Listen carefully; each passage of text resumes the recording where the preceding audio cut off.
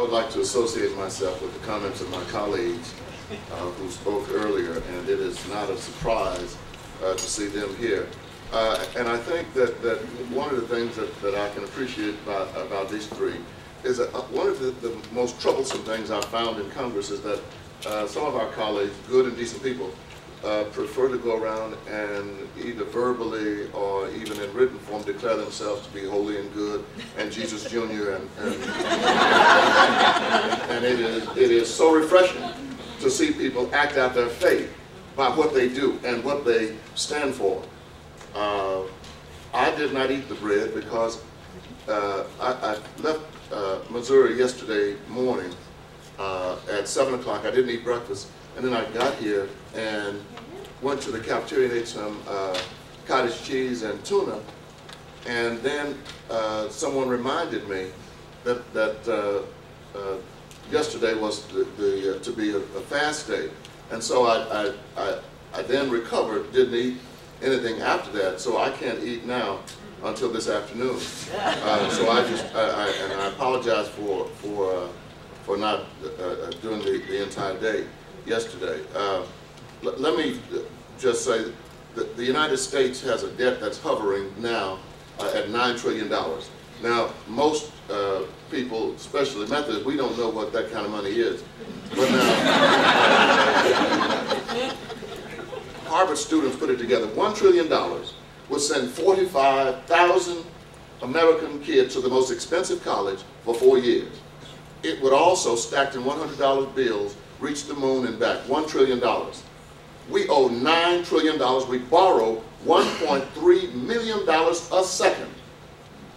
The third leading expenditure in the United States debt is the interest on the debt. More money is spent on the interest on the U.S. debt than education. Now, if we are having trouble dealing with our debt, imagine Tanzania, where I have family. Imagine them living in the shadows of Kilimanjaro, struggling every single day just to make it, just to find enough food to eat. It seems to me that this nation, the most powerful nation on the planet, as we like to declare, ought to be the leaders in trying to bring about worldwide debt relief. In my tradition, Jesus raised a question, and it was a powerful question. Simon, son of Jonah, do you love me? Not do you respect me. Do you love me? Not do you want to visit with me. Do you love me? Well, love is played out in one way. Feed my sheep. If you really love me, that's the test. Feed my sheep. And it seems to me that that is our responsibility. God, I want to go to heaven. I'm trying real hard because I've got issues.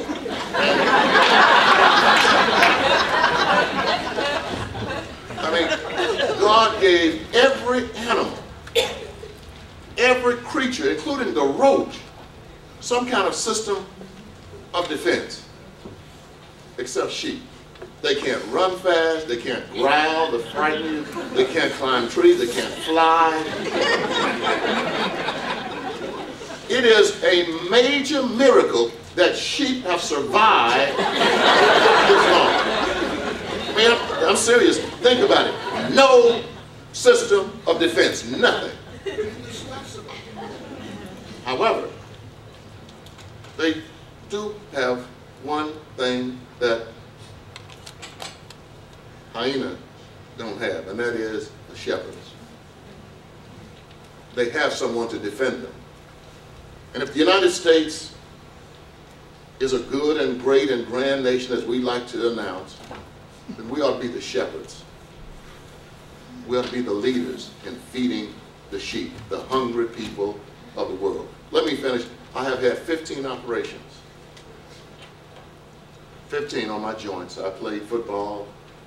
Didn't have enough sense to know at the time that because of the way I grew up, which I hope nobody in here grew up that way, I did not get the nutrition that I needed. Played football and spent most of my adult life going in and out of surgery. Now, that's in the United States of America. That's in this country. Imagine people in Biafra, in the Sudan. Your mission, should you accept, is to stay on the case, raise the issue. I intend to do it with you. May God bless you.